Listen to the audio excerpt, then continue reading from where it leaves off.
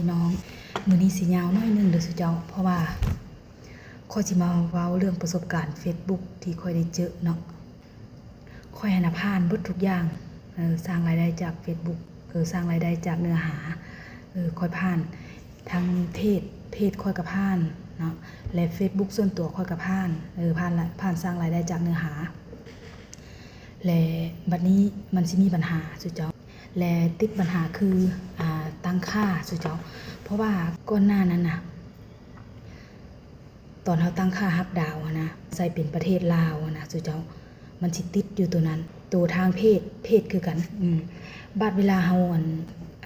ผ่านสร้างรายได้จากเนื้อหาได้แล้วเนาะมันให้ตั้งค่าเฮาไปตั้งค่าแล้วมันสิลิงก์เข้ากับอันโปรไฟล์ของเฮานะมันสิลิงก์เข้ากับโปรไฟล์ของเฮาเลยมันสิติดบ่ลาวหันคือกันสุเจ้าเอ้ยผู้ใดเจอเนาะแบบค่อยนะทางที่ดีนะไปเปิด Facebook ใหม่เลยสุเจ้าบ่ต้องใส่ลาวแล้วค่อยก็เปิด Facebook ใหม่แล้วเดี๋ยวนี้เนาะแต่ว่าค่อยยังบ่ทันได้